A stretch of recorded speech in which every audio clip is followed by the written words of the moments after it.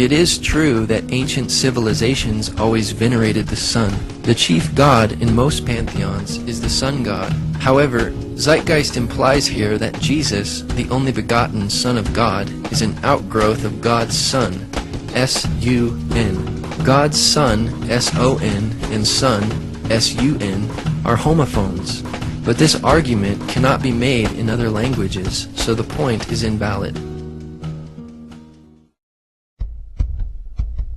They bring up Horus. This is a far too simplistic representation of the myths surrounding Horus. In reality, there are many versions. There were originally several different gods known by the name Horus. It seems Zeitgeist is trying to make a parallel between Set or Seth and Satan.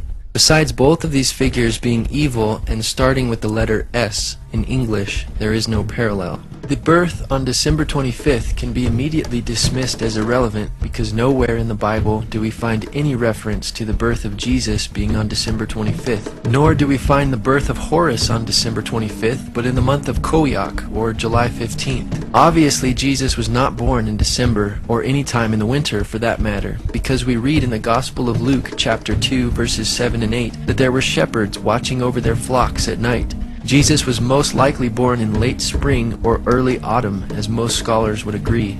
This date of December 25th was chosen about 300 years after the origins of Christianity in AD 354 by Roman Bishop Liberius of the Roman Catholic Church, based upon pagan thought and coinciding with the pagan sun god worship observance of the winter solstice and the Roman traditions of Saturnalia, rather than on biblical truth. This is why many Christians do not celebrate Christmas, because it is irrelevant to the Bible and rooted in pagan practice. Regarding Isis being known as Isis Mary, there is no scholarly information to substantiate this claim. There is also no evidence that Isis was a virgin in the myth. Translated from the Hymn of Osiris, the myth distinctly says Isis drew from him his essence. Various Egyptian scholars state very clearly that Isis was not a virgin when she gave birth to Horus, as Mary was when she gave birth to Jesus. For example, Richard Wilkinson, author of Complete Gods and Goddesses of Ancient Egypt, states, "Through her magic, Isis became pregnant by him, eventually giving birth to their child, Horus." As for the star in the east claim, there is no such myth in the story of Horus. There is no evidence in Egyptian astrotheology that they assigned the alignment of Sirius, the star in the east, to signify the birth of Horus. Neither is there any mention of any kings of any number. Even if Zeitgeist was right about this claim, it is irrelevant, because the Bible does not number the men that came to Jesus' birth, nor were they kings. They were magi, or wise men. Horus becoming a teacher at age 12 is nowhere to be found in the accounts of Horus. There is a form known as Horus the Child, but he wasn't a prodigal teacher. He was kept hidden away in the papyrus marshes by his mother until he was ready to be ruler of Egypt. In addition, no bibliographic material suggests Horus had a ministry, much less at the age of 30, nor was he baptized by Anup. The character Anup, which is also known as Anubis or Anpu, means royal child and is usually depicted as a jackal-headed or wild dog-headed man. Anubis was the lord of embalming, and through this is connected with incense and perfumery, but not baptism. Neither are there any statements to the effect that Horus had 12 disciples. Mention of Horus's followers are in the translation of the Liturgy of Funeral Offerings, the 4th ceremony. Actually, Horus had 4 followers called Hiru Shemsu. There is another reference to a group of 16 followers of Horus known as Mesnui, or blacksmiths. While 16 minus 4 is 12, this cannot be the intention of Zeitgeist. The total number of followers here is 20, not 12. In regard to performing miracles, there was some magic associated with Horus, but this is with Horus the Child, not with Horus the Elder or his adult forms. Horus on the crocodiles was a common manifestation of the importance of Horus in healing ritual. The power of this healing seems to come from his mother Isis, who is indeed the goddess of immense magical power. It is not unusual, though, to find reference to miracles in reading any ancient or modern-day literature. Nevertheless, we do not find one miracle that Jesus did in the Horus story. Horus did not walk on water, as the narrator claimed, but was thrown into the water. There is also no evidence for these names of Horus in the mythical accounts.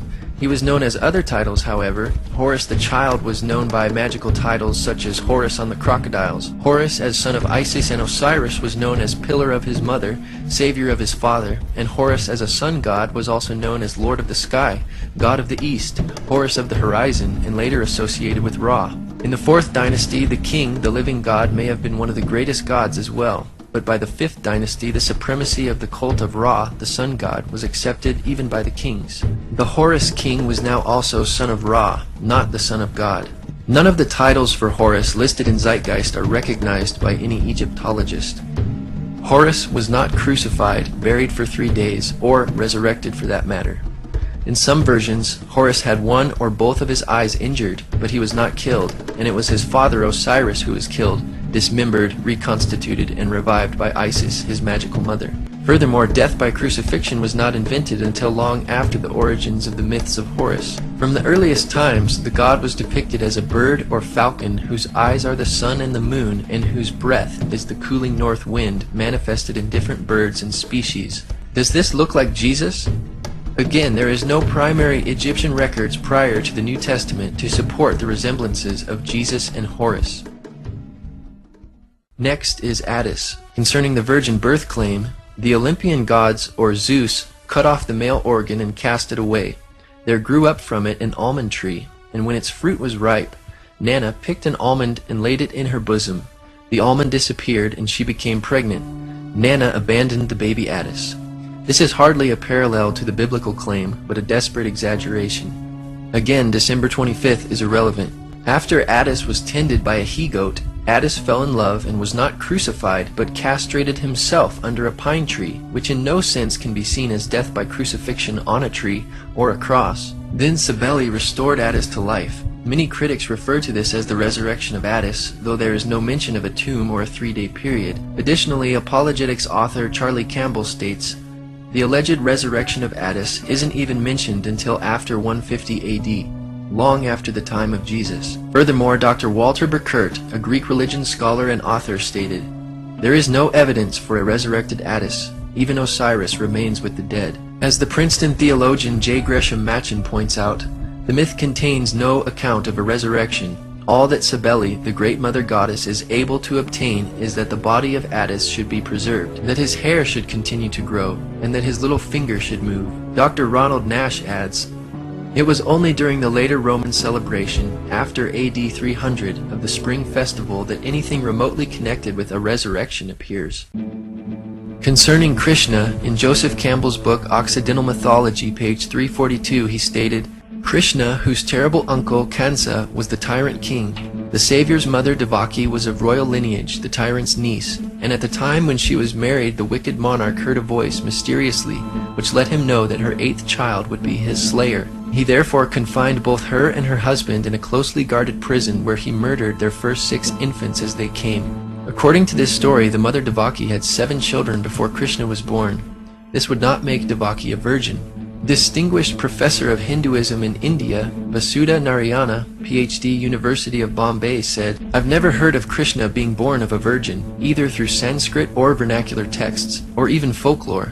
And born on December 25th, wow. The text says explicitly he was born on the 8th day of the waning moon in the month that now comes between approximately August 15th and September 14th. I can't imagine why people would sit back and cook up all these conspiracies. The only mention of stars in Krishna's birth within Hindu literature is in the Bhagavata Purana, chapter 10, 3, 1-5.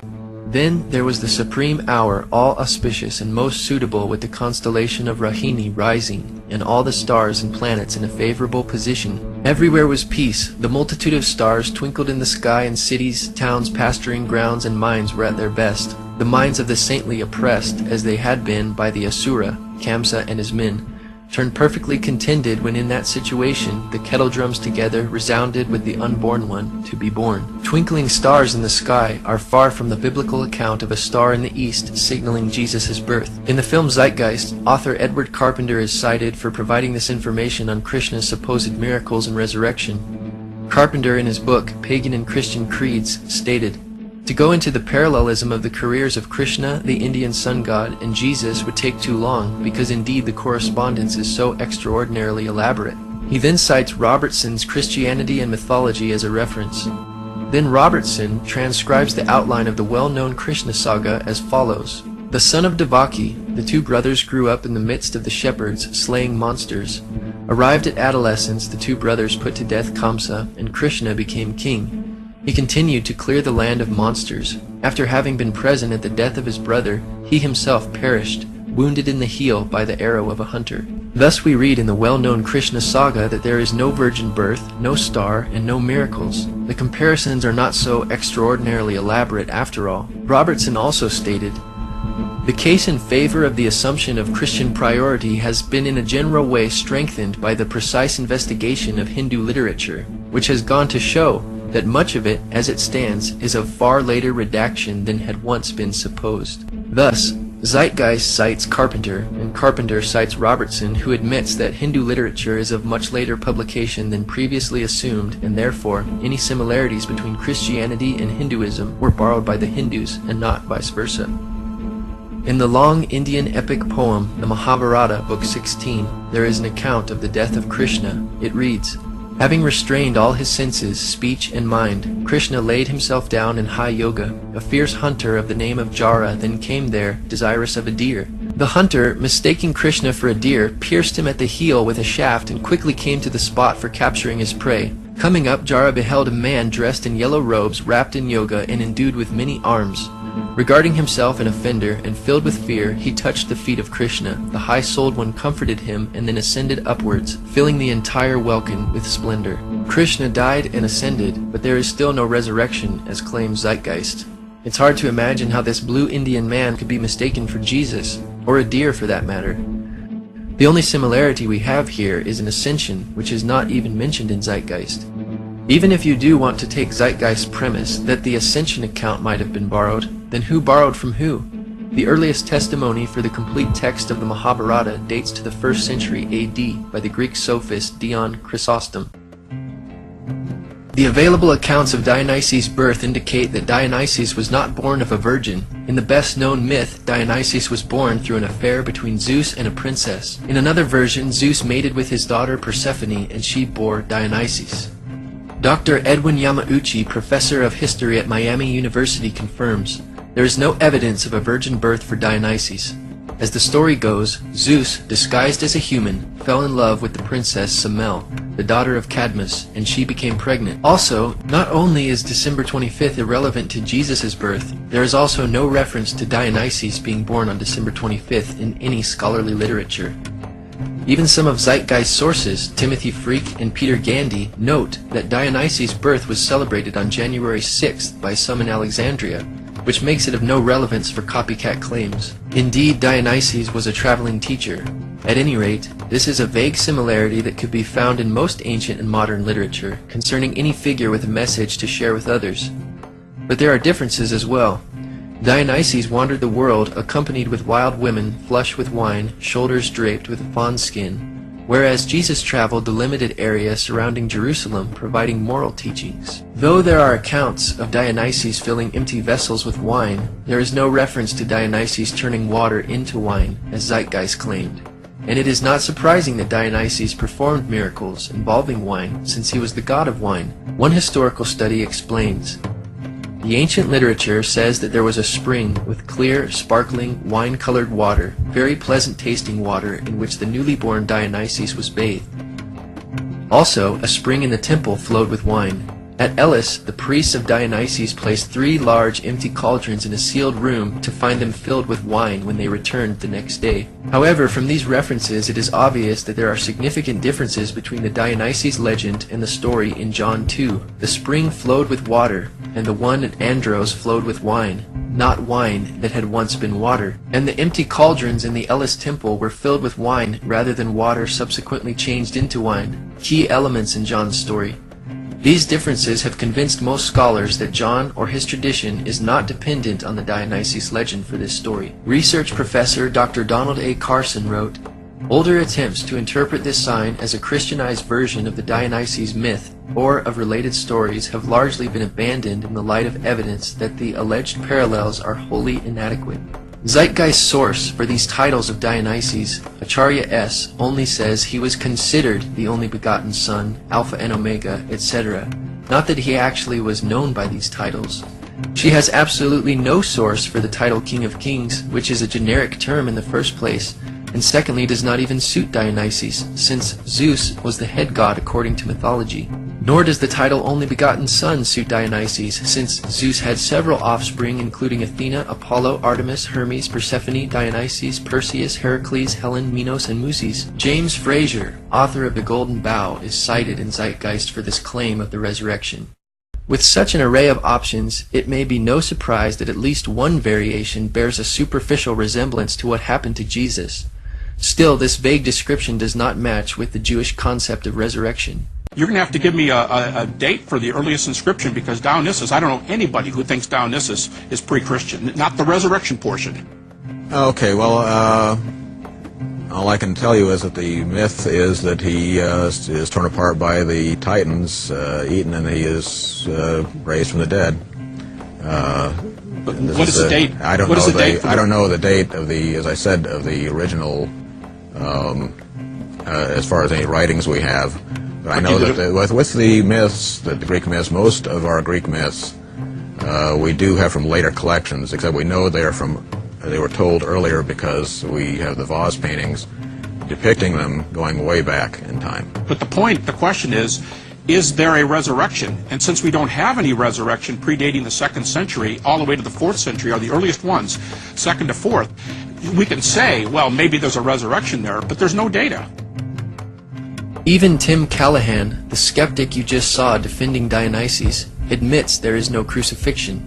Even the skeptic Tim Callahan critiques the movie Zeitgeist, saying, "Perhaps the worst aspect of Part 1 of Peter Joseph's internet film Zeitgeist is that some of what it asserts is true. Unfortunately, this material is liberally and sloppily mixed with material that is only partially true, and much that is plainly and simply bogus. The evidence for Jesus as a real historical personage, though meager, is solid." Mithra is the only one of these pagan gods mentioned that could have conceivably come in contact with Christianity. As the late Dr. Ronald Nash puts it, Mithra was supposedly born when he emerged from a rock. Unless this rock was a virgin, there is no virgin birth for Mithra. For the last time, December 25th is irrelevant to origins. The claim of Mithra having 12 disciples comes from Zeitgeist sources, Acharya S., Timothy Freak, and Peter Gandy, yet there is no documentation for this claim in their books. Acharya S., Timothy Freak, and Peter Gandy now acknowledge that they got this idea of 12 disciples from a scene where Mithra is framed by 2 vertical rows of 6 pictures of what seems to be human figures and Mithra in the middle. The reliefs come from the 2nd century AD. Even if these reliefs were dated prior to Christianity, the Iranian Mithras had a single companion, and the Roman Mithra had 2 helpers, which were tiny torch-bearing likenesses of Mithra himself. Mithra also had a number of animal companions, a snake, a dog, a lion, a scorpion, but not 12 of them.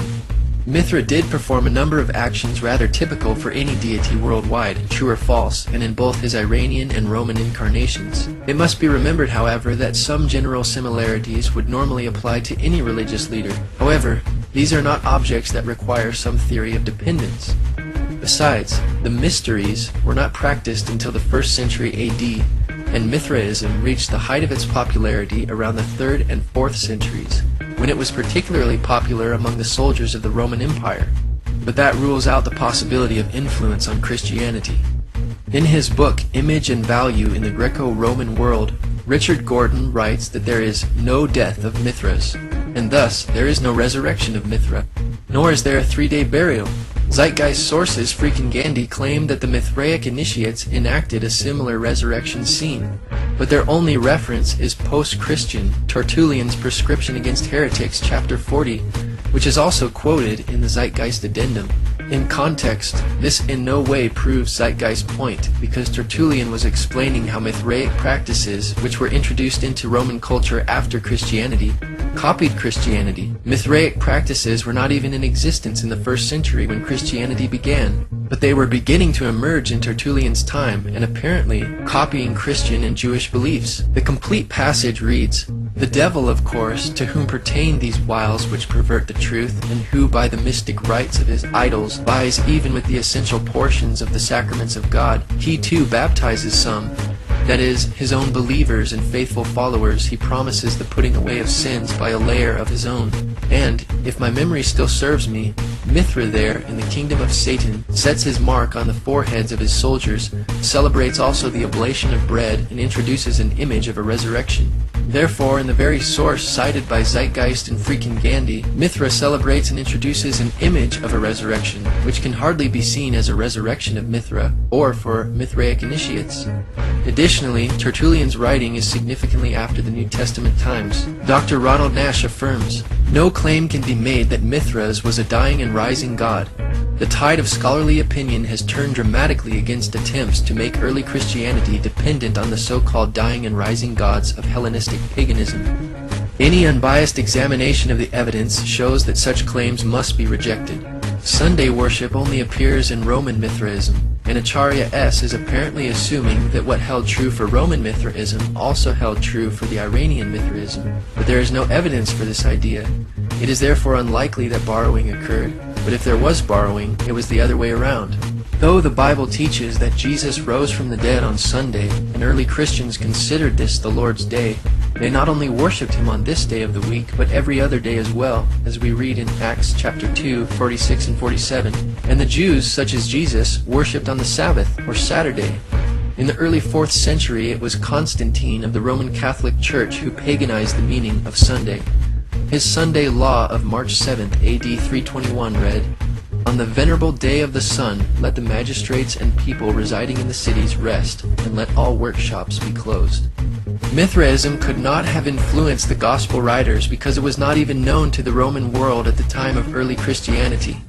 The Encyclopedia Britannica states, "There is little notice of the Persian god Mithra in the Roman world until the beginning of the 2nd century, but from the year AD 136 onward, there are hundreds of dedicatory inscriptions to Mithra. Roman Mithraism was practically a new creation, wrought by a religious genius who may have lived as late as AD 100. We must assume that the pagan gods which Zeitgeist gives examples for are the ones for which they have the best documentation and evidence. As the viewer has seen, the examples given by Zeitgeist are not impressive. Taken together with all the debunked information, the parallels Zeitgeist presented in no way explains causation for Christianity. Before AD 100, all of the mystery religions were still mostly confined to localities, but after AD 100, they gradually began to attain popularity throughout the Roman Empire. Many writers used the late source material produced in this period after AD 150 to form reconstructions of what they think the cults must have been earlier to their spread in the Roman Empire. All of these sources and authors cited for these claims in the film Zeitgeist are not original primary sources, nor do they cite such primary or original material in their bibliographies. Even the majority of atheists and non-Christian scholars have rejected the idea that Christianity has been borrowed from ancient myths, including the well-respected Sir Edward Evans Pritchard, who wrote, "The evidence for this theory is negligible."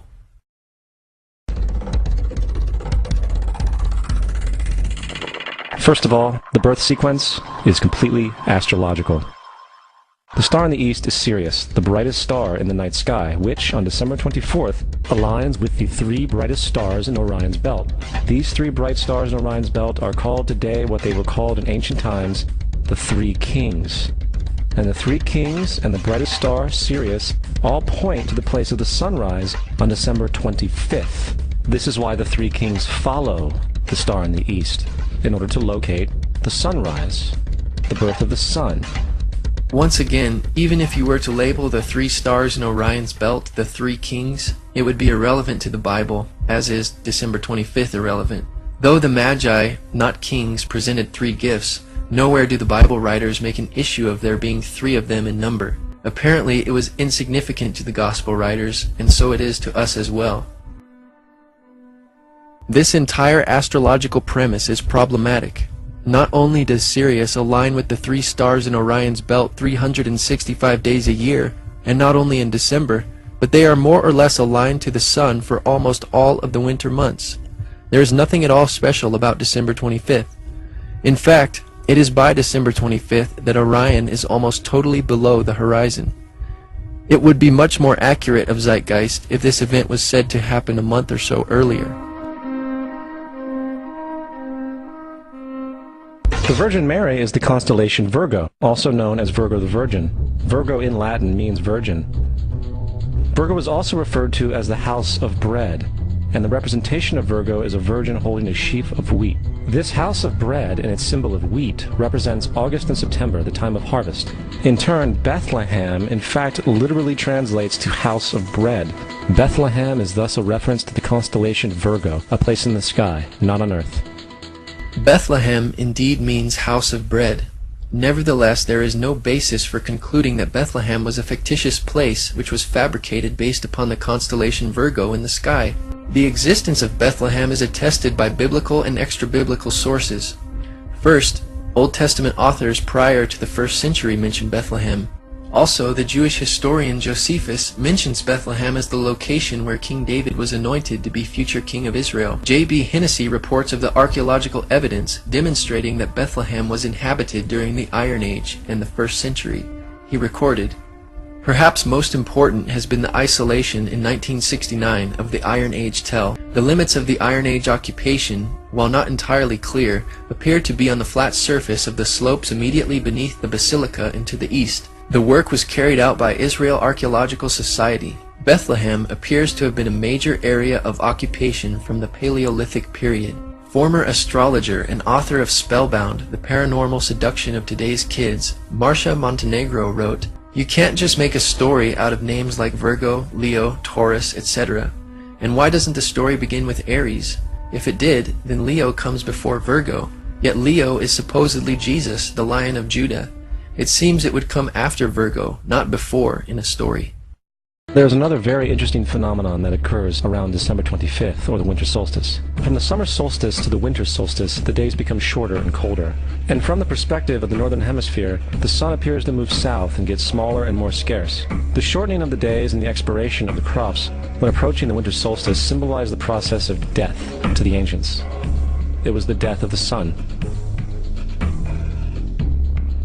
And by December 22nd, the sun's demise was fully realized.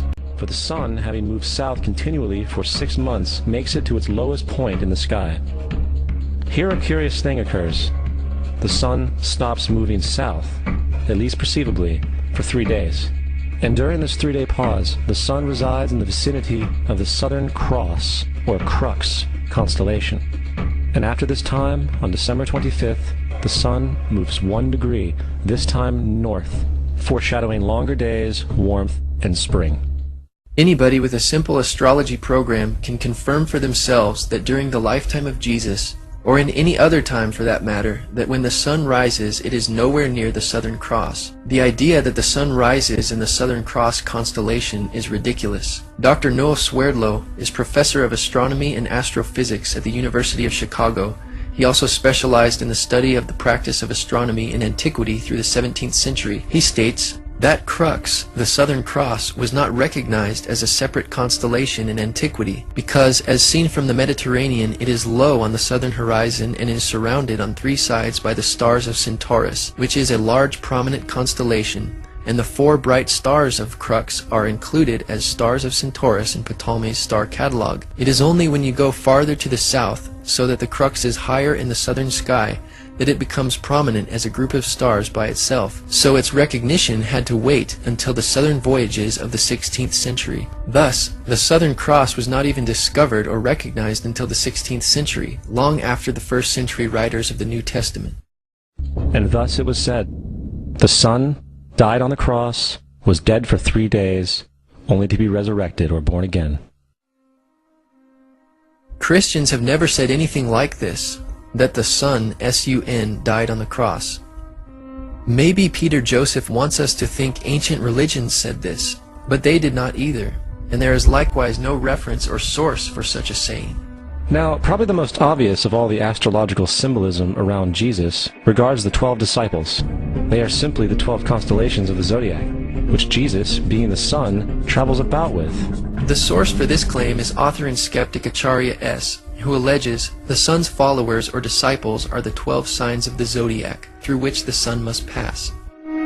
But Jesus did not pass through his 12 disciples in any fashion similar to the zodiac. If the Bible was based off the zodiac, we would expect to see the similar movement of Jesus through the disciples. Furthermore, the 12 disciples were most certainly assigned by Jesus because of the 12 tribes of Israel, which Zeitgeist also alleges is symbolic of the zodiac. But the book of Genesis was written approximately in 1000 BC and contains the story of the 12 tribes of Israel, which would have occurred even earlier. The division into the 12 zodiacal signs did not occur until the Babylonians made the divisions in the 5th century BC. Therefore, reading astrology into the 12 tribes upon which the apostles of Jesus were based is impossible, because the 12 tribes existed long before the division of the 12 signs of the zodiac. Astronomer J. Pasakoff confirms, the Babylonians divided the zodiac into 12 constellations in the 5th century BC.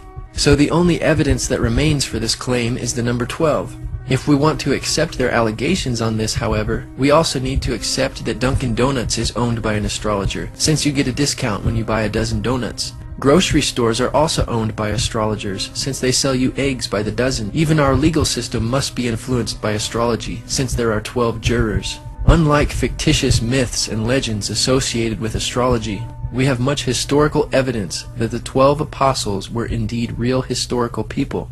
For example, in 95 AD, Clement wrote, Peter, through unrighteous envy, endured not one or two, but numerous labors, when he had at length suffered martyrdom, departed to the place of glory due to him. In fact, the number 12 is replete throughout the Bible. First of all, Zeitgeist stacks this list of 12s by repetitions to make it look more impressive than it actually is. The 12 tribes of Israel, 12 sons of Jacob, and 12 great patriarchs are all the same 12. There is no difference. There are 12 judges of Israel if one was to count, but the Bible never makes any issue or significance out of it. There are actually 17 Old Testament prophets, not 12. Zeitgeist missed this figure by 5. One can only wonder where they got the idea of there being 12 kings of Israel. If referring to the northern kingdom of Israel, there were 19 kings, and there were also 19 kings in the southern kingdom plus 1 queen. This is not including the 3 kings of Israel before the kingdom was divided. If you add these numbers together, you do not get 12. If you subtract, multiply, or divide these numbers, you cannot get 12. And no mention or reference is made in the Bible to 12 princes. If the king's sons are in view here, then Zeitgeist is way off, for many of the 41 kings had numerous sons, like King Ahab, for example, had 70 sons. Coming back to the cross of the zodiac, the figurative life of the sun, this was not just an artistic expression or tool to track the sun's movement. It was also a pagan spiritual symbol, the shorthand of which looked like this. This is not a symbol of Christianity. It is a pagan adaptation of the cross of the zodiac. What Zeitgeist refers to as the cross of the zodiac is actually the wheel of the zodiac, which has no relationship to a Roman crucifixion, the way in which Jesus was killed. To extrapolate 2 perpendicular lines from the zodiac wheel and conclude that Romans used this as their motivation to crucify criminals is preposterous. It was not until Christianity became paganized by Roman Catholicism that the cross image came to be thought of as a Christian symbol. Crosses in churches were introduced in AD 431, and the uses of crosses in steeples came about in AD 586. Now, the Bible reflects, broadly speaking, a symbolic movement through 3 ages while foreshadowing a 4th. The first age, they say, is Taurus the bull. In Exodus chapter 32, we read that Aaron and the Israelites made an idol of a golden calf and worshipped it, after which Moses shattered the 2 tablets of the 10 Commandments after seeing the Israelites' idolatry. The Christ conspirators will suggest that the golden calf is the age of Taurus the bull. Where is the documentation for this supposed reality, besides page 146 of Acharya S.'s book? The New Testament, written long after the age of Taurus the bull in Jesus' generation, also mentions calves, but this is not convenient for their argument. Second, they say Moses represents the preceding age of Aries the ram. They say that Moses represents the ram and that this is the reason Jews blow the ram's horn. However, Moses is never recorded blowing a ram's horn. Additionally, Moses cannot be identified as a ram by any interpretation within Scripture, and does not fit this picture. Even Zeitgeist's own source for this claim, Leopold Wagner, says no such thing. On the page cited of Wagner's book, we read, The use of the ram's horn at this season is appropriate, since, according to tradition, it was on this first day of Tishri that a ram was offered up instead of Isaac on Mount Moriah. Thus, even Zeitgeist's source states the obvious reality as to why Jews blow the ram's horn today, and says nothing of the age of Aries. The most memorable text in the Bible mentioning a ram is that previously mentioned in Zeitgeist's own source, where God provided the sacrifice of a ram for Abraham instead of Isaac his son. However, this event was generations prior to Moses and would not fit chronologically into Zeitgeist's twisted interpretation of the Bible. The third symbolic age allegedly is the age of Pisces, the two fish. They claim that because Jesus fed 5,000 people with bread and 2 fish, and because Jesus befriended 2 fishermen who followed him, that this must be symbolic of the age of Pisces. Actually, 4 of Jesus' disciples were fishermen, not just 2. Though 4 disciples were fishermen, what about other followers of Jesus? Matthew, for instance, was a tax collector. Simon was a zealot. Luke was a physician and historian. Paul was a Pharisee and a tent maker. What is their significance to astrology? They have none.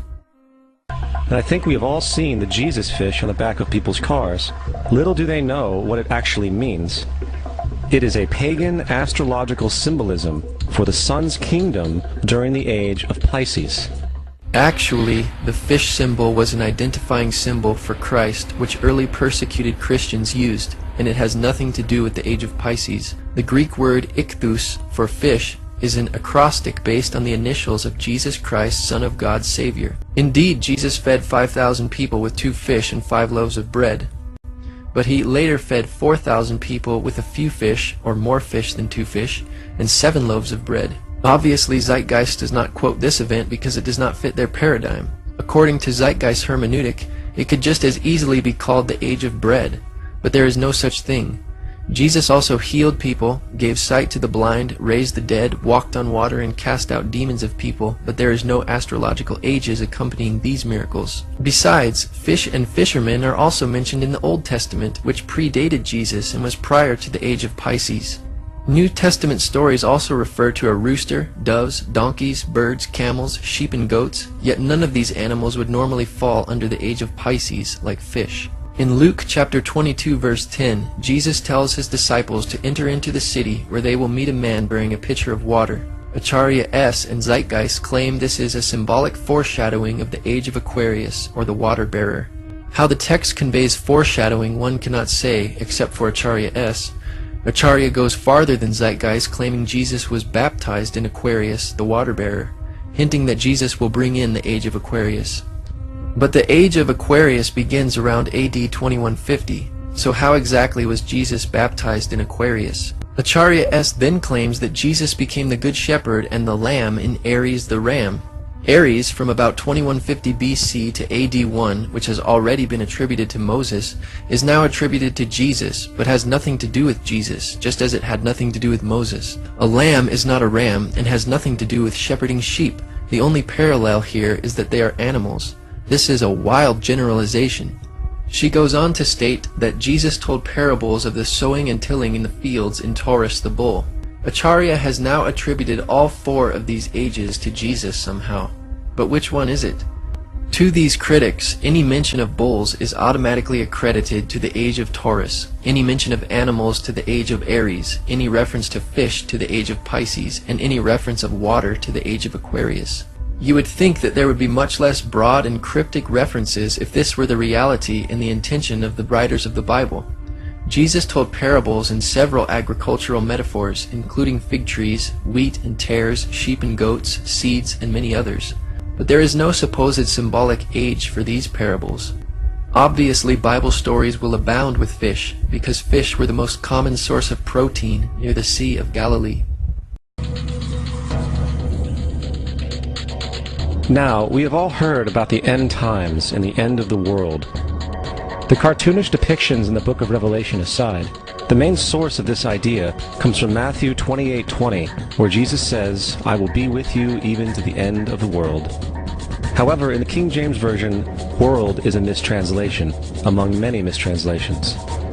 The actual word being used is eon, which means age. I will be with you even to the end of the age. which is true, as Jesus' solar Piscean personification will end when the sun enters the age of Aquarius. The entire concept of end times and the end of the world is a misinterpreted astrological allegory. Let's tell that to the approximately 100 million people in America who believe the end of the world is coming. Peter Joseph alleges that the main source for the Christian idea of the end of the world comes from Matthew 28:20, but this passage has nothing to do with Christian views of the end of the world. Rather, a complete thematic treatment of the passages concerning the end of the world make up most Christian views, which, for the most part, agree that Jesus will return as a thief in the night in flaming fire, taking vengeance on those that don't know God, and the earth will be burned up. Indeed, the word world in the King James Bible is translated to aeon in the Greek, or age. This word means forever, an unbroken age, perpetuity of time or eternity. Jesus was not referring to any astrological age like Aquarius or Pisces. He was referring to the end of the world or the end of the times as we know it.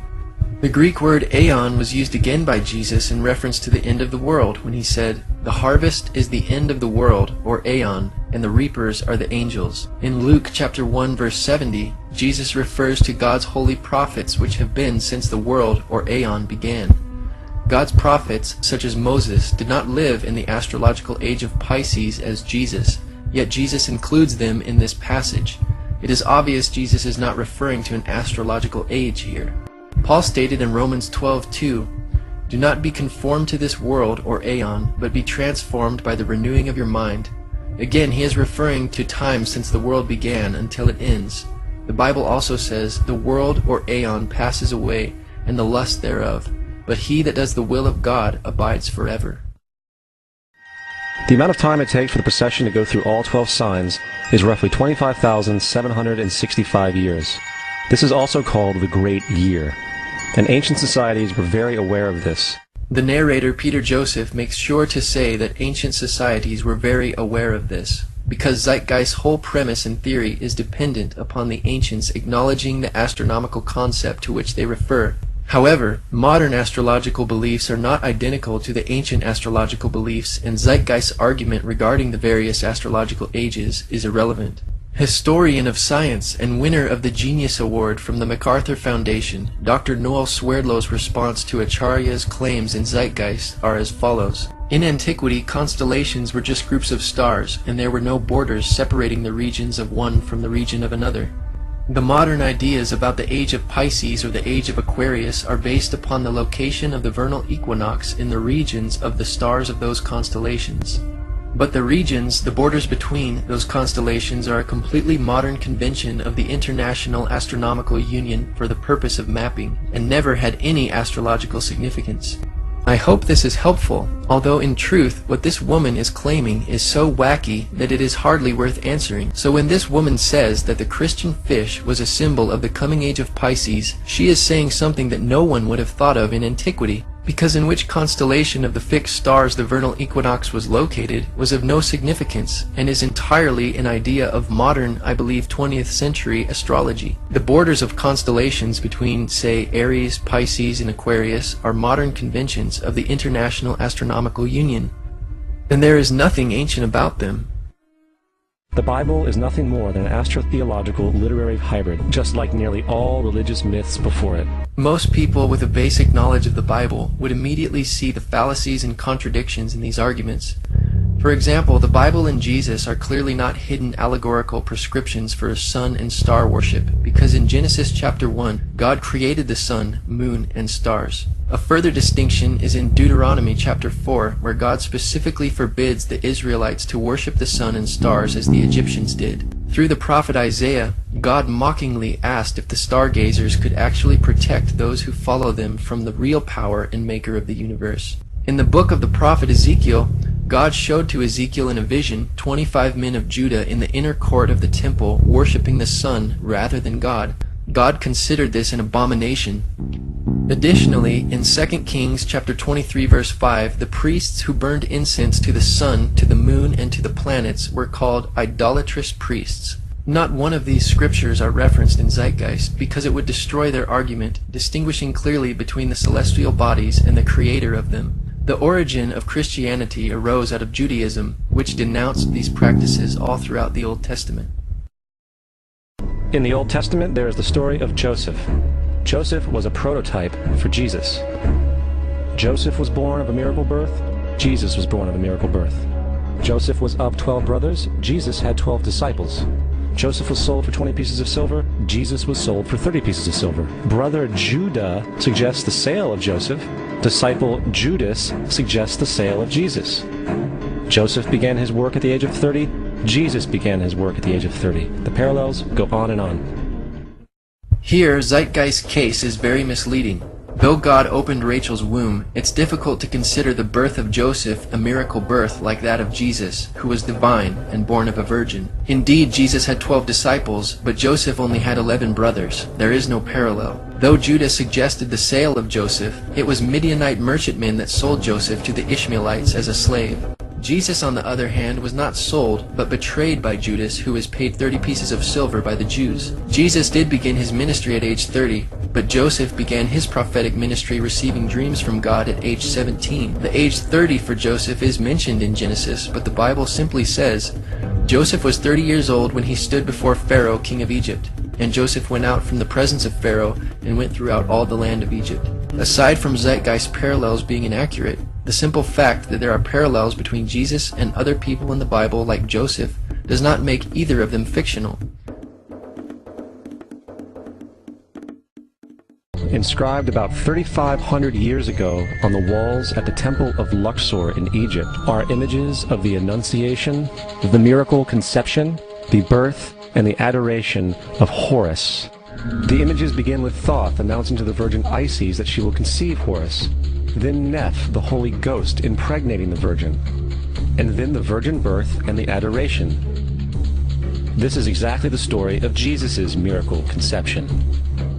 This is taken directly out of the pages of The Christ Conspiracy by Acharya S. However, Richard C. Carrier responded, "Since I am an atheist, and since I have formal experience in ancient history, the following should hold some authority with skeptics.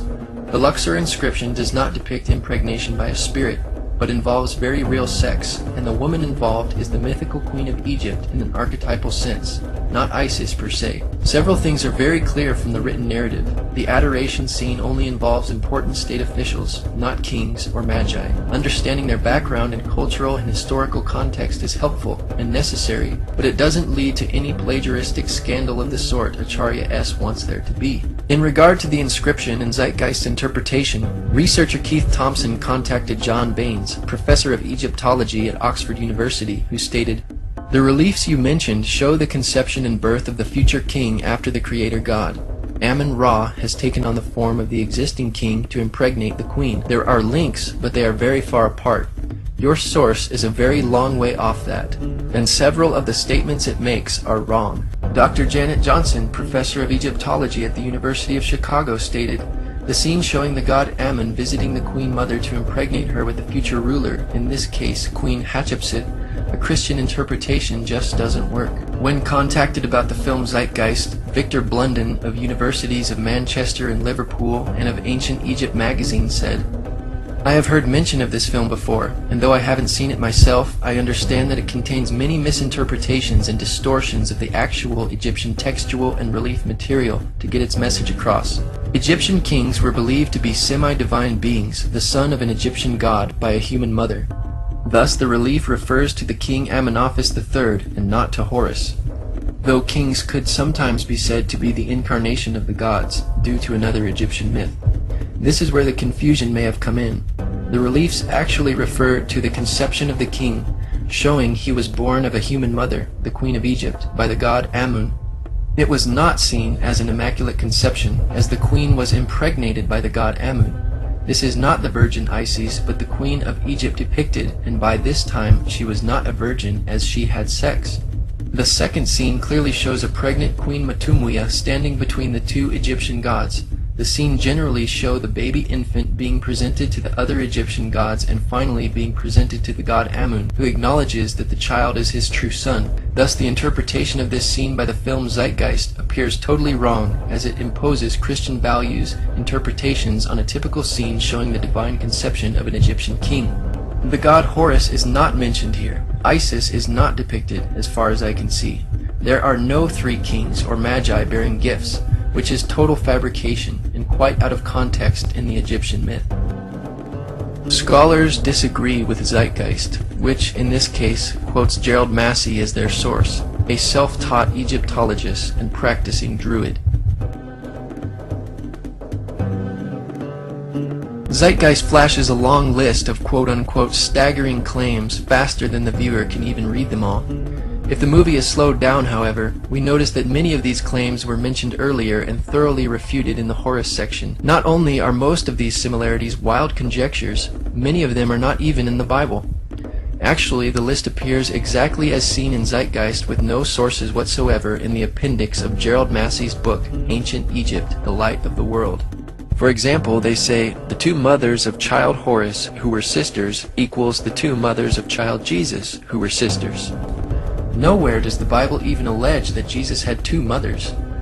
Zeitgeist and Massey claim that Joseph, Mary, and Jesus are said to be the Christian Holy Trinity, but the Bible very clearly speaks of the Father, Son, and Holy Spirit as the Holy Trinity. There is also references completely foreign to the Bible, such as a scribe named Hermas, Jesus as the bearded Sophia, Charis, the female Christ, and Jesus speaking brutally to his mother.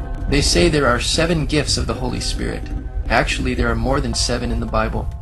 Then they mention the 7 doves of the Holy Spirit, which is also completely alien to the Bible. Not only are these Egyptian Christian parallels far-fetched, but many of them are not even found in the Bible. The concept of the Great Flood is ubiquitous throughout the ancient world, with over 200 cited claims in different periods and times. However, one need look no further for a pre-Christian source than the Epic of Gilgamesh, written in 2600 BC. This story talks of a great flood commanded by God, an ark with saved animals upon it, and even the release and return of a dove, all held in common with the biblical story, among many other similarities. The many similarities between the flood account in the Epic of Gilgamesh and the biblical account in Genesis point to a common source, but there are also significant differences. While Moses lived long after the flood and wrote Genesis around 1450 to 1410 BC, he was acting as the editor of much older sources. Unlike the Epic of Gilgamesh, God gave Noah specific instructions mentioning real historical landmarks in Genesis 10:19. Many cultures throughout history have repeated the concept of a great flood. In the Genesis account, God gives Noah specific dimensions for the building of the ark, and this is the fashion which thou shalt make it of. The length of the ark shall be 300 cubits, the breadth of it 50 cubits, and the height of it 30 cubits. According to David Collins, a naval architect, not even a 210-knot wind, 3 times hurricane force, could overcome this structure which God commanded Noah to build. Contrast this to the boat in the Epic of Gilgamesh, which was a huge cube. The Epic of Gilgamesh reads, 10 dozen cubits the height of each of her walls, 10 dozen cubits each edge of the square deck. I laid out the shape of her sides and joined her together. I provided her with 6 decks, dividing her thus into 7 parts. It's difficult to imagine of a more ridiculous design for a ship. When examined with greater scrutiny, the worldwide flood legends, such as the Epic of Gilgamesh, do not compare to the historical Genesis account. Far from disproving the biblical account of the flood, the parallels between the Epic of Gilgamesh and the flood account in Genesis, along with many other parallels, history, lend credibility to the fact that a massive flood occurred just as the Bible describes, and other cultures have preserved the fact that there was indeed a great flood, as the Bible says. And then there is the plagiarized story of Moses. Upon Moses' birth, it is said that he was placed in a reed basket and set adrift in a river in order to avoid infanticide. He was later rescued by a daughter of royalty and raised by her as a prince. This baby in a basket story was lifted directly from the myth of Sargon of Akkad of around 2250 BC. Sargon was born, placed in a reed basket in order to avoid infanticide, and set adrift in a river. He was in turn rescued and raised by Aki, a royal midwife. First of all, the time of Moses and his 5 books, including the book of Exodus, have been dated around 1400 BC, while the initial date range of the Sargon legend is anywhere between 2039 and 627 BC, not 2250 BC as Zeitgeist claims. Brian Lewis's The Sargon Legend, published from the American Schools of Oriental Research, said that the Sargon story lacks any obvious grammatical, lexicographical, or philological feature that would allow a precise dating. Lewis offers the suggestion that the story was written in the reign of Sargon II, a much later king who was possibly a usurper, to legitimate his own rule. In favor of a late date of the Sargon story are Neo-Assyrian orthographic forms, idiomatic expressions attested only in a later period, and the mention of cutting roads with bronze or copper picks. In any event, there is no satisfactory reason to propose borrowing or fictionalization in either direction. Moses is known as the lawgiver, the giver of the Ten Commandments, the Mosaic Law. However, the idea of a law being passed from God to a prophet up on a mountain is also a very old motif. Moses is just another lawgiver in a long line of lawgivers in mythological history. In India, Manu was the great lawgiver. In Crete, Minos ascended Mount Dicta, where Zeus gave him the sacred laws, while in Egypt there was Meses, who carried stone tablets and upon them the laws of God were written. Acharya S. is our source that notes the similarities between Moses, Manu, Minos, and Meses. As usual, these claims cannot be supported by credible or primary sources. Acharya's source is Deceptions and Myths of the Bible by Lloyd Graham, published in 1991. This book is also a terrible reference which has no original source material. Even skeptic author Michael Lido, who originally used Graham's book, agrees. Graham's Deceptions and Myths of the Bible, I will concede, is a terrible source. Once I discovered how bad the source was, I had to edit the book prior to publishing. Regarding the Meses and Moses connection, the skeptic author Michael Lido says, I will not argue the Meses story. I do not like it myself. And as far as the Ten Commandments, they are taken outright from spell 125 in the Egyptian Book of the Dead. Spell 125, the earliest collection, dates from 1580 to 1350 BC. It is therefore reasonable to suggest that the Ten Commandments predate spell 125, given that the Pentateuch has been dated to belong to approximately 1400 BC. However, plagiarism cannot be proven in either direction. Perhaps it would be more relevant to note the major differences between the two. The Ten Commandments represent a concise, positive instruction from God to man and the life he should lead. Spell 125 represents a countless disarray of negative protests by the already dead. Throughout history, ancient civilizations have defined right and wrong, good and evil. Nevertheless, all modern and ancient societies have maintained some standard of law or code of which there is much overlap and similarities between variations throughout history.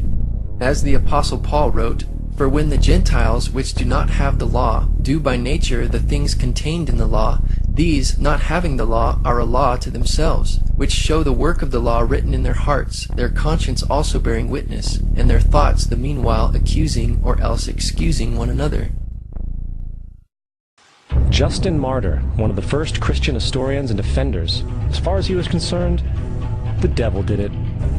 The devil had the foresight to come before Christ and create his characteristics in a pagan world. Justin Martyr, the early Christian defender, was raised in a pagan home and was familiar with Greek philosophy.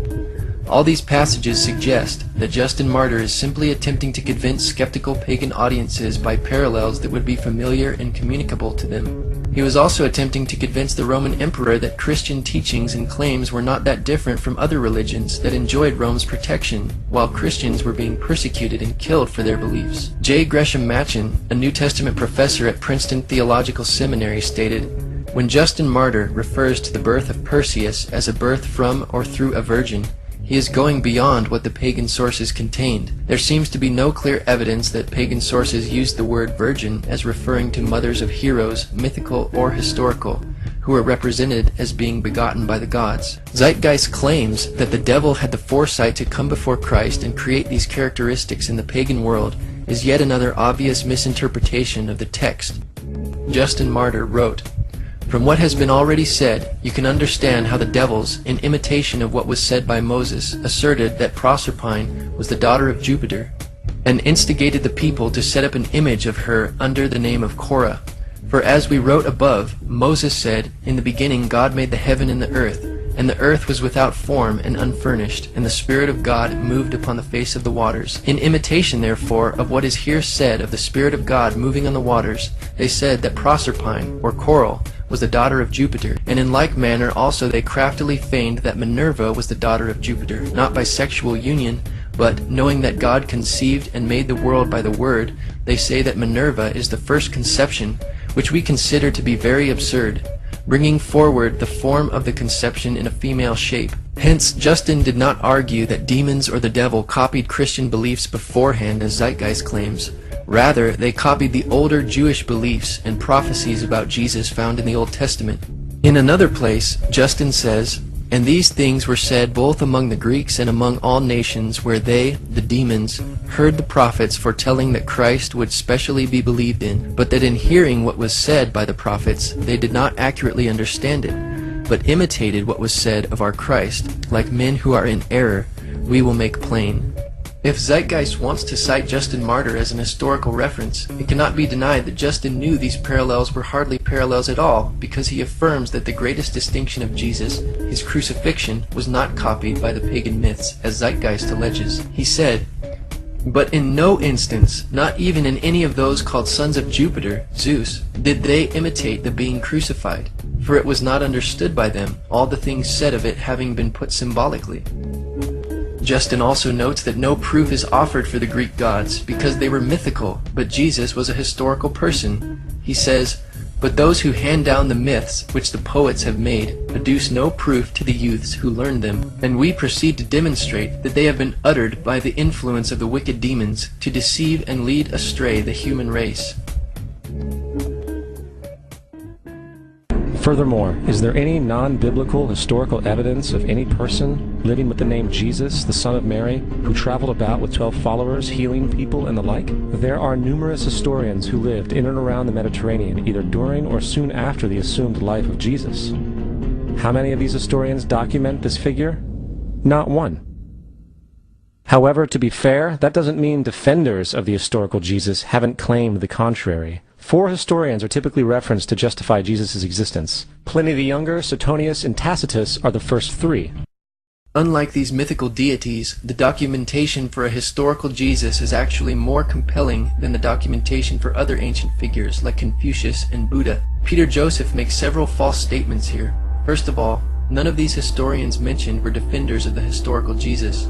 They were secular or non-Christian sources. In consideration of the lack of attention paid by the ancient Greco-Roman world to the humble beginnings of Christianity and Jesus being a Jewish figure in a remote location on the eastern frontier of the Roman Empire, and was therefore of little interest to the Roman historians writing Roman literature, there is a considerable amount of historical evidence that confirms his existence. There are not just 4 historical references for Jesus' existence, as Zeitgeist boldly alleges, but in fact, 42 authors mention Jesus within 150 years of his life. On the contrary, only 10 authors mention Tiberius Caesar, the Roman emperor, during Jesus' ministry within 150 years of his life.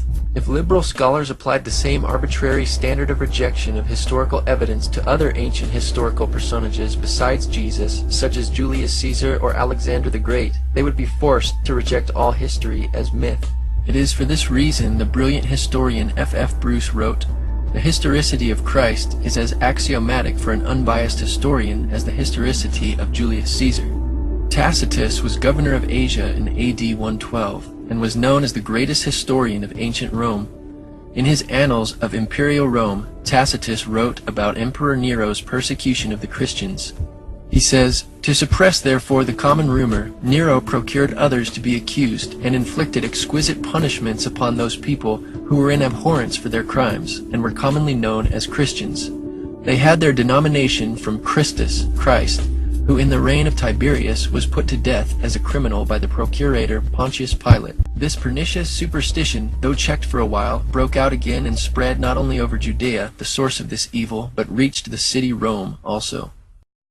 Each one of their entries consists of only a few sentences at best, and only referred to Christus or the Christ, which in fact is not a name but a title. It means the Anointed One. Zeitgeist disregards Tacitus's reference to Jesus based on the title Christus. But how many Christs were there who were crucified under Pontius Pilate? This witness directly corresponds to the gospel record of Jesus. Christus was Greek for Christ. These historical accounts do not only refer to Christ, as Zeitgeist alleges, but give us much more information, which also concludes that the Christus in view must be Jesus. For example, Such historical documents confirm that Jesus was executed as a criminal under the authority of Pontius Pilate, who ruled Judea, and under the reign of Emperor Tiberius. History provides proof that the Christians who began in Judea spread through the Roman Empire and suffered great persecution for their faith, and that these Christians derived their worship and religion from the person known as Christ, or the Messiah. All of these details parallel the Gospel accounts, validating that Jesus is in view here. Suetonius was the official historian during the reign of both Emperor Trajan and Adrian. Speaking of the Emperor Claudius, who ruled from AD 41 to 54, he wrote, "He banished the Jews from Rome, who were continually making disturbances, Chrestus being their leader." The name Chrestus is another spelling for the name Christ, or Christus. This statement from Suetonius also confirms the passage in the Bible within the book of Acts chapter 18 about the exiling of the Jews from Rome during the reign of Claudius. Suetonius also recounts that punishment by Nero was inflicted on the Christians, a class of men given to a new mischievous superstition. Suetonius confirms that Christians were suffering and dying for their conviction that Jesus had lived, died, and risen from the dead. A mischievous superstition, as he called it, not being a Christian. Pliny the Younger was governor of the Roman provinces of Pontus and Bithynia in AD 101 to 110. In a letter to the emperor, Pliny the Younger requested specific instructions about the interrogations of Christians whom he was persecuting. He said he made them curse Christ, which a genuine Christian cannot be induced to do. He continued, "They affirmed, however, that the whole of their guilt or their error was that they were in the habit of meeting on a certain fixed day before it was light, when they sang in alternate verse a hymn to Christ as to a God, and bound themselves to a solemn oath, not to any wicked deeds, but never to commit any fraud, theft, adultery, never to falsify their word, not to deny a trust when they should be called upon to deliver it up." Are we to believe that within 2 generations, fake characters were now being treated as historical people? The fourth source is Josephus, and this source has been proven to be a forgery for hundreds of years. Sadly, it is still cited as truth. Josephus, the Jewish historian, is known for historical works such as Jewish Antiquities, finished in AD 93 or 94. One passage reads, "Now there was about this time Jesus, a wise man, if it be lawful to call him a man, for he was a doer of wonderful works, a teacher of such men as received the truth with pleasure. He drew over to him both many of the Jews and many of the Gentiles. He was the Christ, and when Pilate, at the suggestion of the principal men among us, had condemned him to the cross, those that loved him at the first did not forsake him, for he appeared to them alive again the 3rd day, as the divine prophets had foretold these and 10,000 other wonderful things concerning him. And the tribe of Christians so named from him are not extinct at this day." This is the passage that has raised heated debate among scholars because Josephus, a non-Christian Jew, makes statements about Jesus that an Orthodox Jew would not normally affirm. While some Christian additions may have been obviously foreign to the text, it still contains a great deal of historical truth that Josephus could have easily documented. In fact, the vast majority of scholars do not dismiss the account as a forgery, as Zeitgeist alleges, but believe that Josephus did mention Jesus in this passage, but later insertions were made by a Christian scribe, hence the statements about Jesus that a non-Christian like Josephus wouldn't have made. But the style of Josephus is authentic. The term wise man, for example, is typical for Josephus's writings. Zeitgeist's accusation that this text is a forgery is an exaggeration. Moreover, there is another reference to Jesus in Josephus's work that is not disputed by scholars, proving that Jesus was an historical figure. He says, "But the younger Ananus, who, as we said, received the high priesthood, was of bold disposition and exceptionally daring. He followed the party of the Sadducees, who are severe in judgment above all the Jews, as we have already shown. As therefore Ananus was of such a disposition, he thought he had now a good opportunity, as Festus was now dead, and Albinus was still on the road. So he assembled a council of judges, and brought before it the brother of Jesus, the so-called Christ, whose name was James, together with some others, and having accused them as lawbreakers, he delivered them over to be stoned." So this great first-century non-biblical historian Josephus, writing just a little more than 50 years after Jesus' life and crucifixion, attests that Jesus had a brother named James, and was a real historical figure. You would think that a guy who rose from the dead and ascended into heaven for all eyes to see, and performed the wealth of miracles acclaimed to him, would have made it into the historical record. It didn't, because once the evidence is weighed, there are very high odds that the figure known as Jesus did not even exist. Again, There are not only 4 historical sources for Jesus' existence as Zeitgeist boldly claims, but 42 authors mention Jesus within 150 years of his life. We don't have time to quote them all. Expert on world religions, ancient Christianity, and church history, Robert E. Van Voorst says, "The theory of Jesus' non-existence remains effectively dead as a scholarly question." Again, Zeitgeist misinterprets the Bible, saying Jesus ascended into heaven for all eyes to see. The book of Acts chapter 1 describes Jesus' ascension in front of a very small group of people.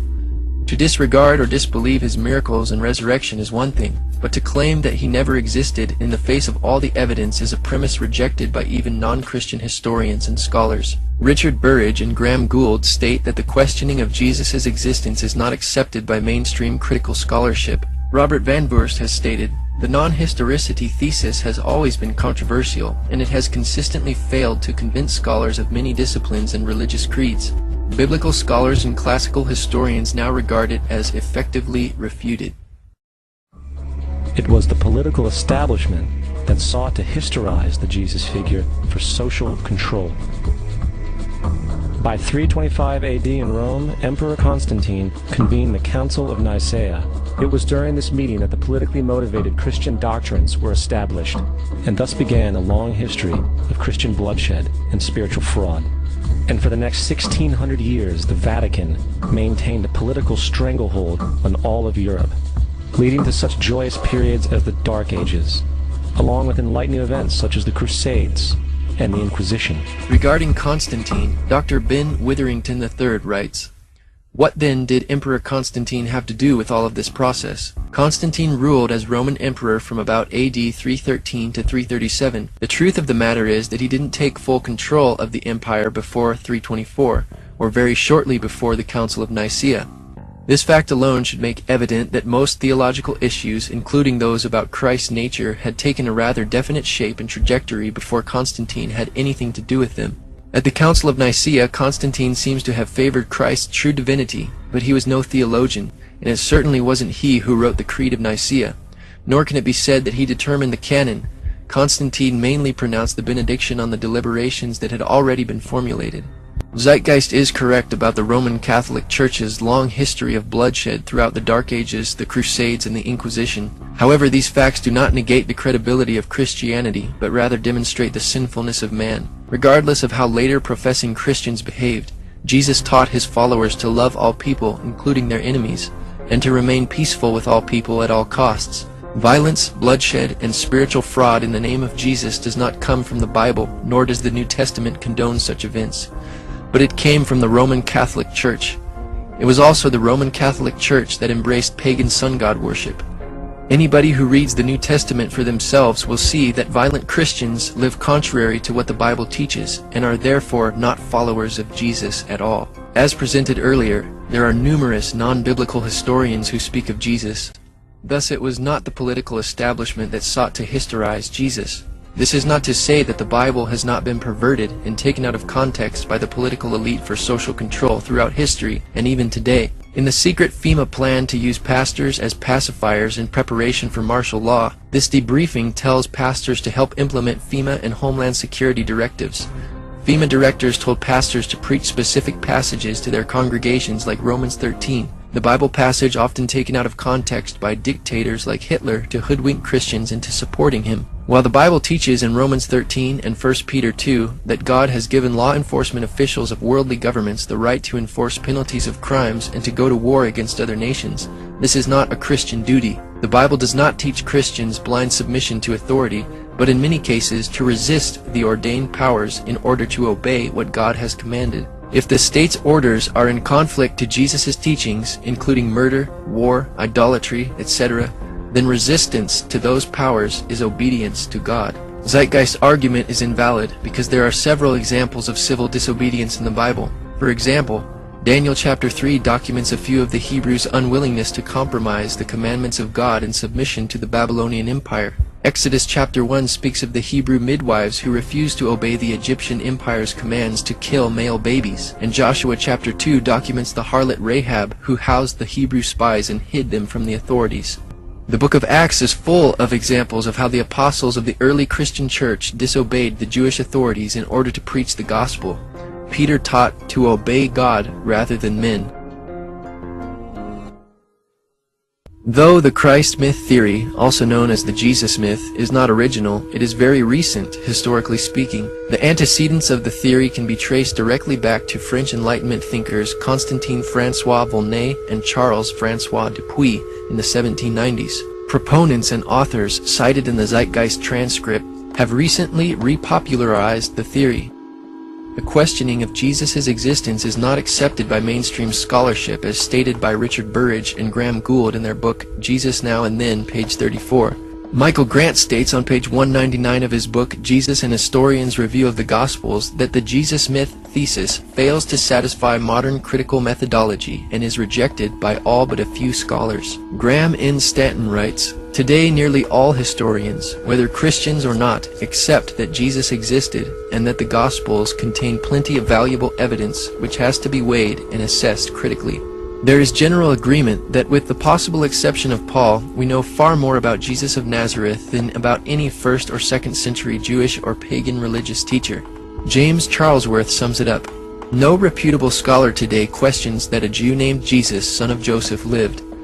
Most readily admit that we know a considerable amount about his actions and basic teachings." Jonathan Z. Smith, who contributed to the entry Dying and Rising Gods for the Encyclopedia of Religion, said, "The category of dying and rising gods, once a major topic of scholarly investigation, must now be understood to have been largely a misnomer based on imaginative reconstructions in exceedingly late or highly ambiguous texts. The category of dying and rising deities is exceedingly dubious.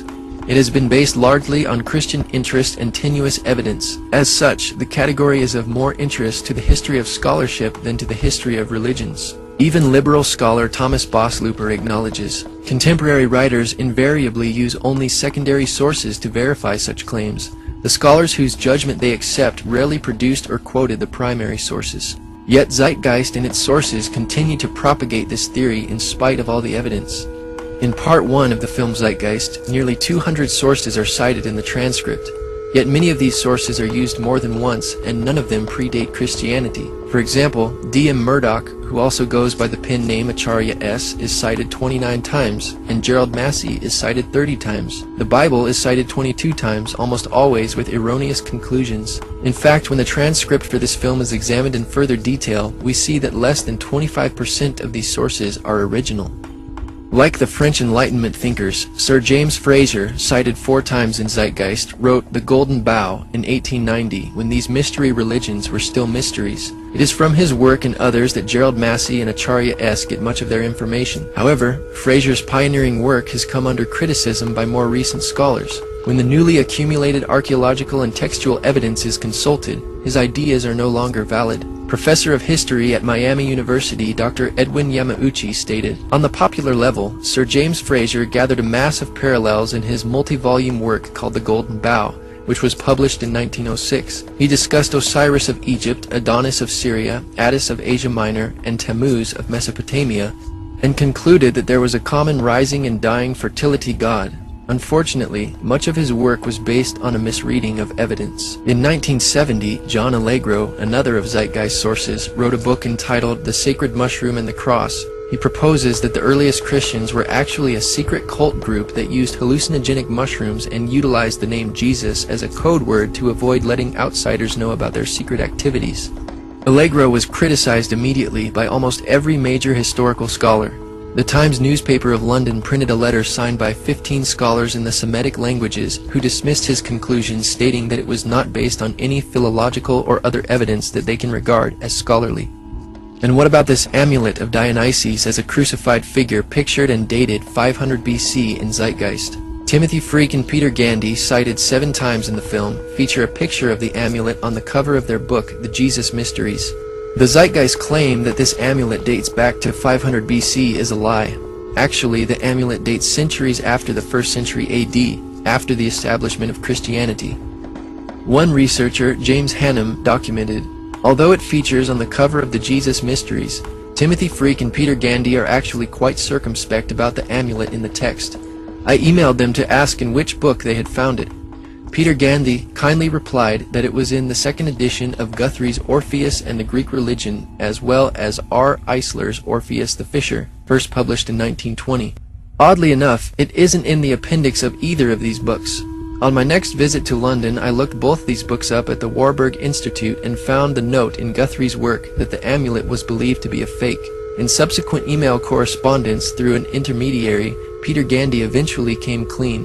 I will quote in full. "I have to admit that James Hannam is correct. Kern's comment is indeed in Guthrie's book.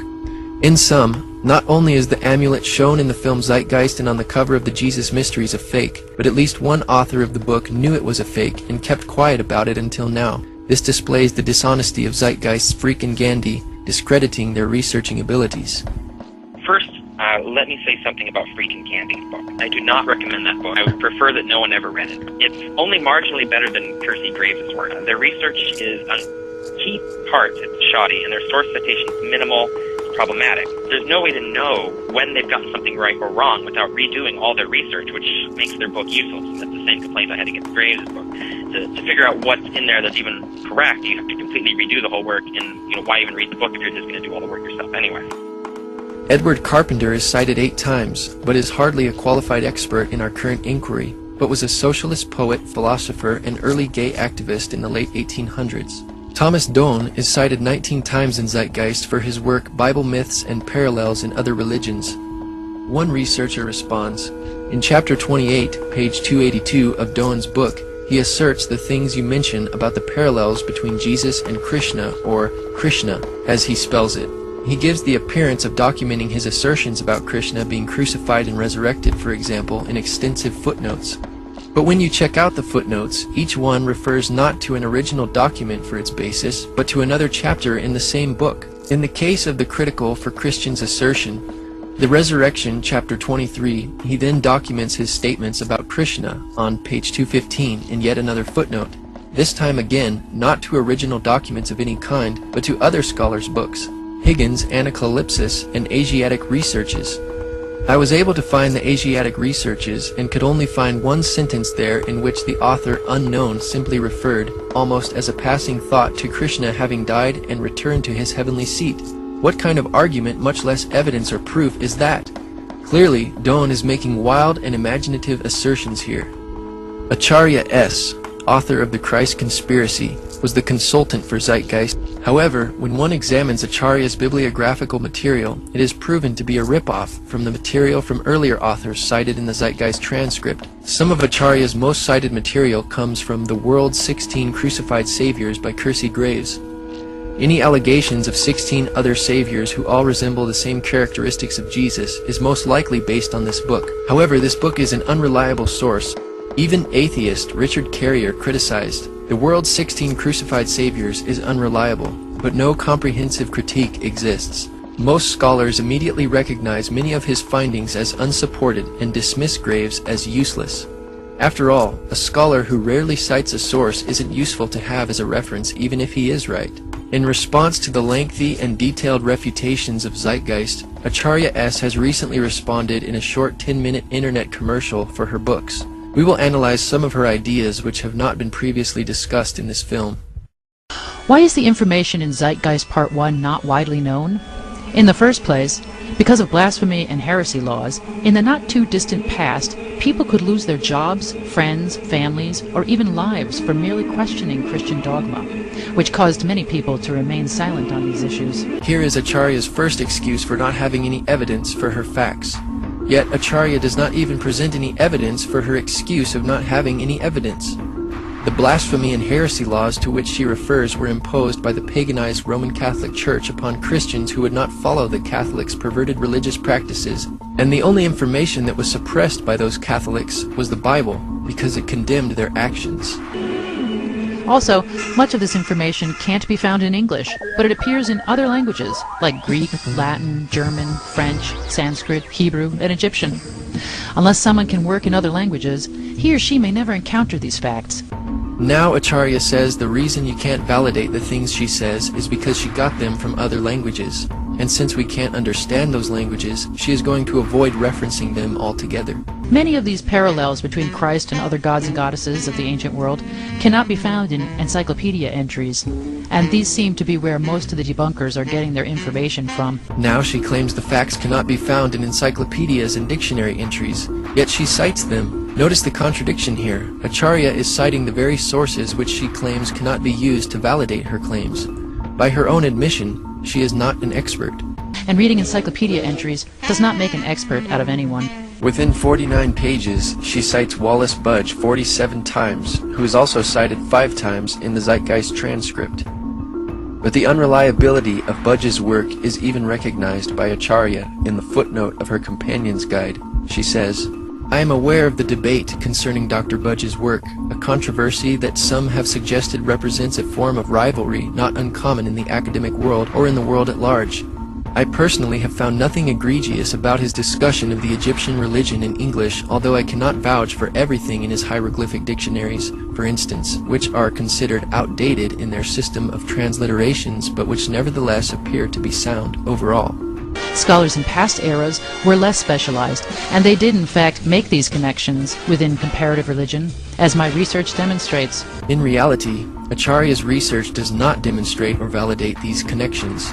Even critical, non-Christian scholars have rejected Acharya S.'s research, among whom is Dr. Bob Price, who said, "She is quick to state as bald fact what turns out to be, once one chases down her sources, either wild speculation or complex inference from a chain of complicated data open to many interpretations." One of the most intriguing claims made repeatedly in these books is that among the mythical predecessors of Jesus as a crucified god were the Buddha, the blue-skinned Krishna, and Dionysus. Is there any basis to these claims which Murdoch just drops like a ton of bricks?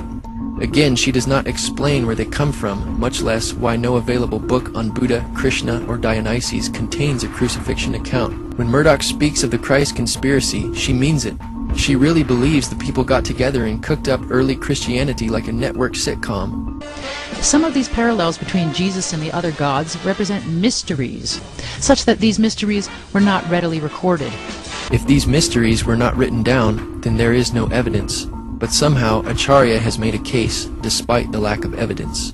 I incorporate many pre-Christian primary sources, as well as the works of scholars highly credentialed in the appropriate fields. Actually, none of these sources predate Christianity. Primary sources or the works of highly credentialed scholars. For example, the parallels between Christ and the god Attis, who was brought up in Zeitgeist, are discussed by Dr. Andrew T. Fear, a professor of classics and ancient history at the University of Manchester in England. Even Dr. A.T. Fear, Acharya's source, says that the resurrection of Attis did not appear until the beginning of the 4th century, inspired by Christianity, not vice versa. Attis, too, with his strong emphasis on resurrection, seems to be a latecomer to the cult. The stress on the Holaria as celebrating the resurrection of Attis also appears to increase at the beginning of the 4th century A.D. It is important to remember that here we are discussing a period of centuries, not merely years. They do seem to have been provoked by a need to respond to the challenge of Christianity.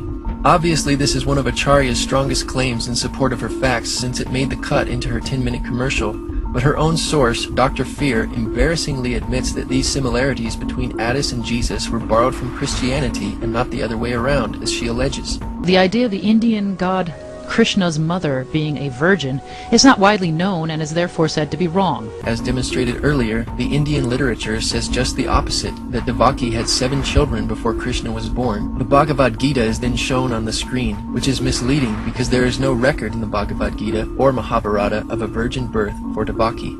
We should keep in mind that shouts for primary sources serve to remind us that Christians went on a rampage to censor and obliterate everything outside of their faith. In fact, these censors destroyed a huge amount of the type of evidence that we're discussing here. Again, she makes excuses for not having any evidence or proof for her thesis, and warns us against those who would ask for such evidence. Without any evidence, the Jesus myth and astrotheology concepts are negligible. While it is true that the wise men, magi, or kings are not numbered in the New Testament, their gifts are numbered as 3 at Matthew 2:11, gold, frankincense, and myrrh. The only problem here with her interpretation is that the number of gifts does not determine how many magi there were. For example, in 2 Chronicles 21:3, there were also 3 gifts of silver, gold, and precious things presented to the sons of King Jehoshaphat. Yet there was not 3 contributors, but 1. There could have been numerous magi. The Bible does not specify how many magi there were because it is not an issue like Acharya S. makes it out to be. Since the December 25th birth date and 3 kings are so crucial to her thesis, she is going to try anything she can to make it fit. There is also no early Christian reference to the 3 stars in Orion's belt being known as the Magi, as she also alleges. Next, we will demonstrate how the modern proponents of the Jesus myth theory and sources behind Zeitgeist and Acharya S.'s work are typically advocates of Freemasonry, Theosophy, and the New Age, which are all very similar belief systems whose goal, like that of the Zeitgeist movement, is the elimination of Christianity and a utopian society, or paradise, as presented in the Zeitgeist Addendum film.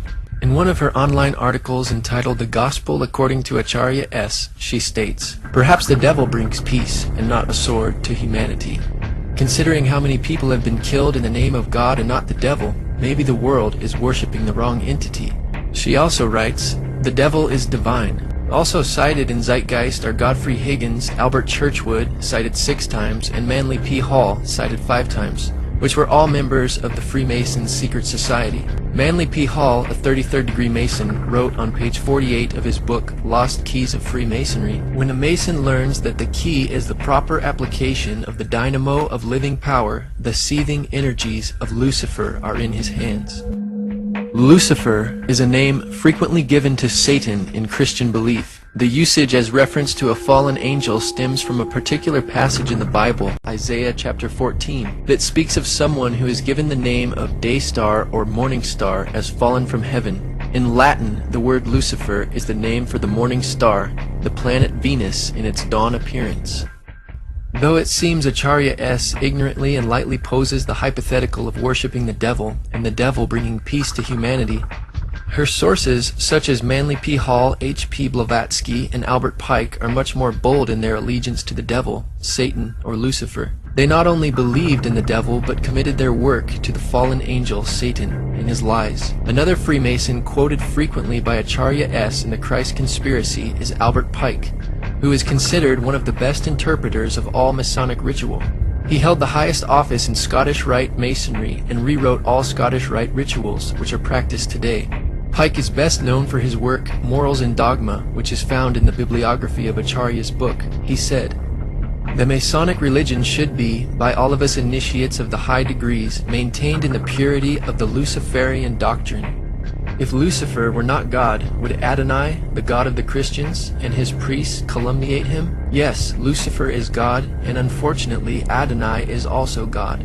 The true and pure philosophic religion is the belief in Lucifer, the equal Adonai. But Lucifer, God of light and God of gods, is struggling for humanity against Adonai, the God of darkness and evil." Besides Acharya S., who quotes Gerald Massey in her work, Massey is the main source for Zeitgeist, being cited 30 times in the film. Though Acharya S. relies upon Massey's work to support much of her ideas and conclusions, Massey was not a trained Egyptologist, and his work was never recognized in the field of Egyptology. His ideas, like Acharya's, are fringe theories that lack critical support. Gerald Massey is known for his works such as The Historical and Mythical Christ. He was also a practicing Druid and a Theosophist who wrote for the Theosophical magazine entitled Lucifer, published by H. P. Blavatsky. H. P. Blavatsky, another source cited by Zeitgeist and Acharya S., was an occultist and mystic. She is the author of The Secret Doctrine and the founder of the Theosophical Society, a blend of Eastern religion, occult speculation, and Gnostic interpretation of Christianity. In the words of J. H. Russell, part of its teachings are, "All life is being fundamentally one with the life of the Supreme Existence." The Pasadena, California office of the Theosophy Society explains, "A primary idea is the essential oneness of all beings. Life is everywhere throughout the cosmos because all originates from the same unknowable divine source." These ideas are repeated in the Zeitgeist movement. The Zeitgeist movement, in fact, is the activist arm of the Venus Project. The solution to the faltering global economy offered by Zeitgeist Addendum is the Venus Project. Venus, also known as the morning star, is also synonymous with Lucifer. In The Secret Doctrine, Blavatsky wrote, "Lucifer is divine and terrestrial light, the Holy Ghost and Satan at one and the same time." She also wrote, "And now it stands proven that Satan, or the red fiery dragon, the lord of phosphorus, and Lucifer, or light-bearer, is in us. It is our mind, our redeemer, our intelligent liberator and savior from pure animalism." Just as Zeitgeist and Acharya S. cite much of their material from H.P. Blavatsky, the Nazi movement was also founded on theosophy and Blavatsky's writing. Blavatsky's book, The Secret Doctrine, which is cited by Acharya S. in the film Zeitgeist, was known to be an inspiration to Adolf Hitler, specifically towards his ideas about superior and inferior races. In Section 3 of Blavatsky's book, The Key of Theosophy, she wrote of the three objects of theosophy. 1. To form the nucleus of a universal brotherhood of humanity without distinction of race, color, or creed. 2. To promote the study of Aryan and other scriptures of the world's religion and sciences. She also writes, "The Theosophical Society is not, then, a political organization? Certainly not. It is international in the highest sense, in that its members comprise men and women of all races, creeds, and forms of thought, who work together for one object, the improvement of humanity, but as a society it takes absolutely no part in any national or party politics." Notice the similarity in the objects of the Zeitgeist movement, stated by Peter Joseph. The Zeitgeist movement is not a political movement. It does not recognize divisionary notions such as nations, governments, races, religions, creeds, or class. Rather, we see the world as one organism, with the human species as a singular family. What the Venus Project represents and what the Zeitgeist movement hence condones could be summarized as the application of the scientific method for social concern. Today, the modern New Age revival can be traced back to H.P. Blavatsky and the founding of the Theosophical Society. Blavatsky's prize pupil, Alice Bailey, developed Blavatsky's teachings into an organized system and coined the term New Age. Bailey taught that humanity must achieve enlightenment by realizing its divinity. Bailey's teachings are kept alive today by the Lucis Trust. The organization was originally called the Lucifer Publishing Company, according to a statement on their website, because Bailey considered Lucifer, the fallen angel, a positive principle, as did H.P. Blavatsky, whom they cite as a great teacher. Though Acharya S. is not a practicing theosophist, Freemason, or Druid like her sources, she does demonstrate loyalty to the New Age movement, which is no different.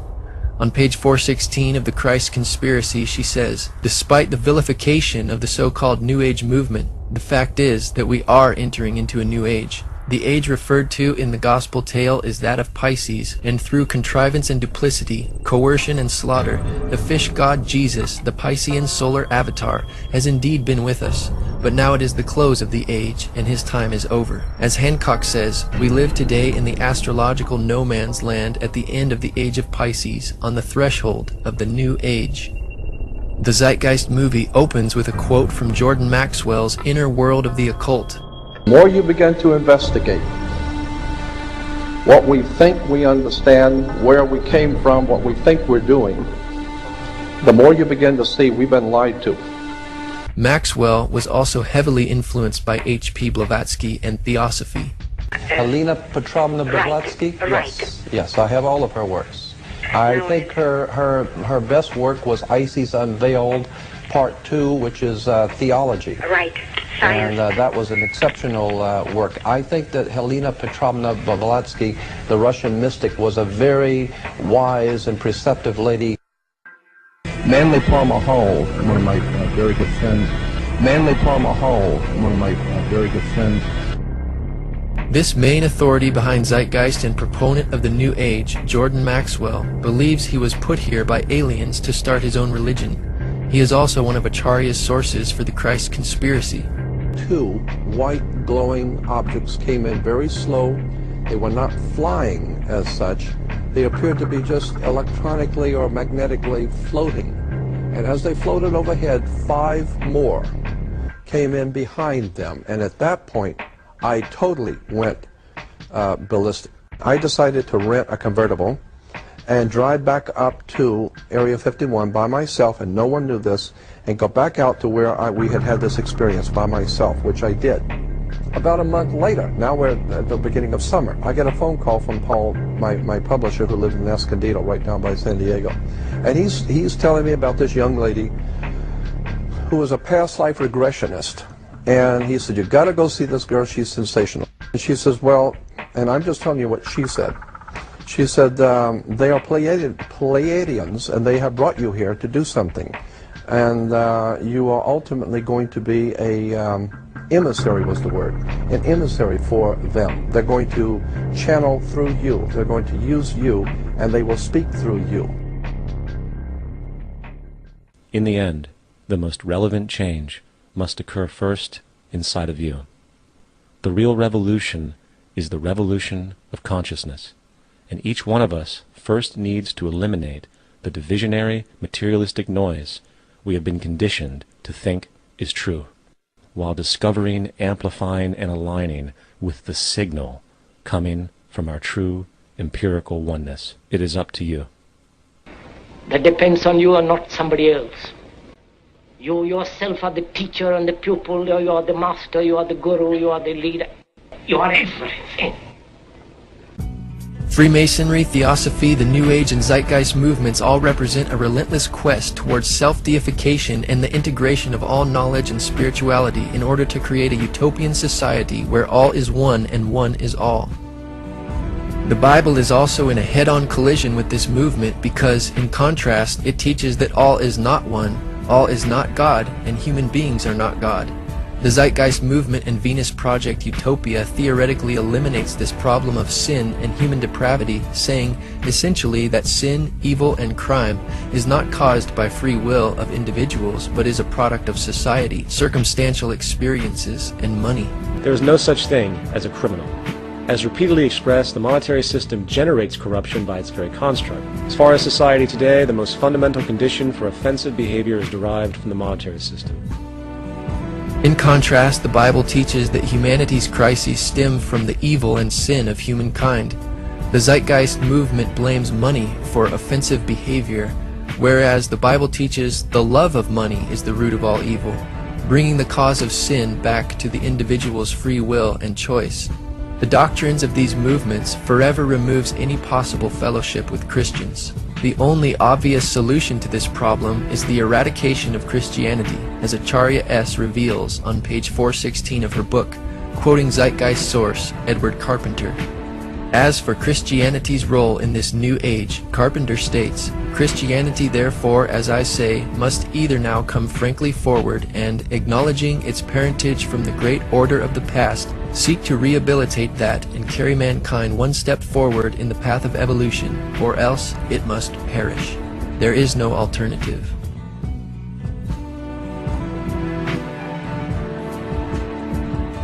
The Apostle Paul cites the resurrection of Jesus from the dead and its subsequent effect upon all mankind as the proof that God exists, that Jesus is his Son, and that the redemption of all those who obey God and his word is assured by his personal triumph over the grave.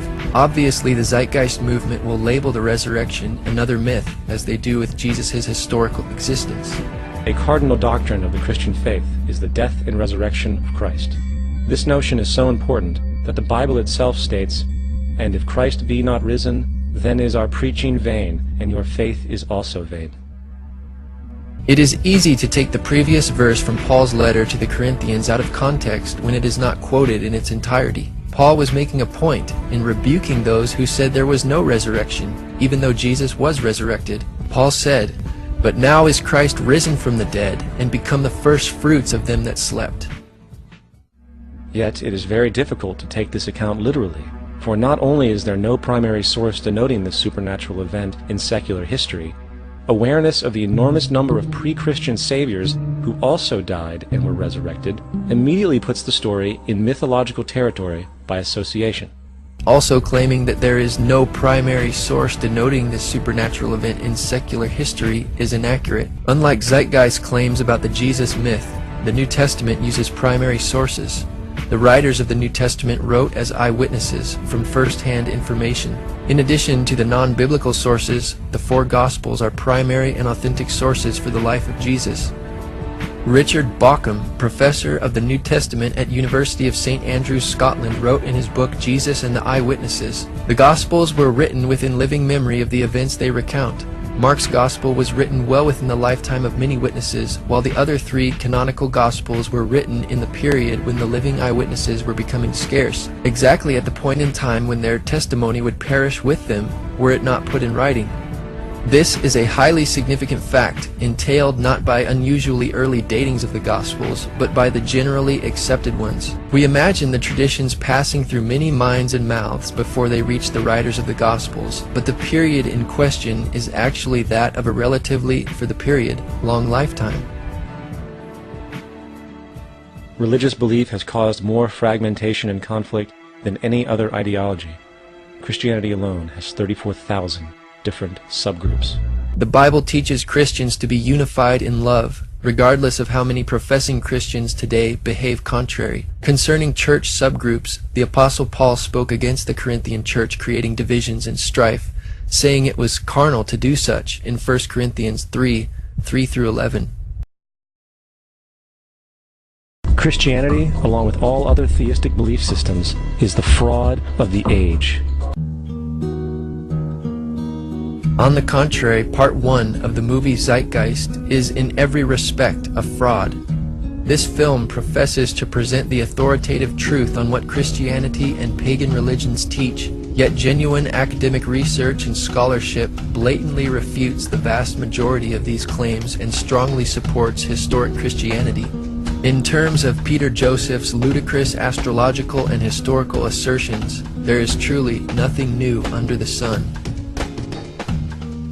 The point raised by Zeitgeist about the Book of Revelation and the end times is important for the reason that this constant talk by Christian evangelicals may actually bring about Armageddon by setting up Christians to do battle. And I firmly believe we must not let that happen. Anybody who professes to be a Christian and does battle, as Acharya put it, is a wolf in sheep's clothing, a false prophet which is known by their fruits, according to Jesus in the Bible. Jesus disarmed every Christian by his words to Peter when he said, "Put up again thy sword into his place, for all they that take the sword shall perish with the sword." Though many wars have been fought in the name of Christianity, these wars were in direct disobedience to Jesus' commandments. Jesus said, "Blessed are the peacemakers, for they shall be called the sons of God." Jesus taught to bless them that persecute and curse you and love your enemies. The Bible says that God hates people who love violence in Psalm 11:5. John the Baptist said to do violence to no man in Luke chapter 3 verse 14. Thus the Bible leaves no exceptions for a Christian to do battle if they are to obey its teachings. Commonly, people misunderstand the difference between the Old Covenant and New Covenant. The New Covenant is God's revelation to all mankind through Jesus Christ, his Son. The Old Covenant had symbols and shadows for the Jewish people of the New Covenant. Circumcision was a symbol of spiritual circumcision of the heart. Solomon's temple was a symbol of the spiritual temple of the church. The Old Covenant had its laws written upon tablets of stone, while the New has Jesus' commandments written upon his people's hearts. And the physical battles in the Old Testament were a symbol of the spiritual warfare against sinful flesh, which does not involve physical weapons of warfare. Contrary to Acharya's interpretation, the book of Revelation is clear in that the beast or evil world empire is given power over all nations to make war with Christians and overcome them. Jesus authoritatively told Pilate, "If my kingdom were of this world, my servants would fight," implying that his kingdom is not of this world, and this is why the true servants of Jesus do not fight. Jesus also said, "From the days of John the Baptist until now, the kingdom of heaven suffers violence, and the violent take it by force." The only way to recognize a true Christian, according to the Bible, is by their love, because God is love. Regardless of whether or not somebody calls themselves a Christian, Jesus said, "The word that I have spoken, the same shall judge him in the last day."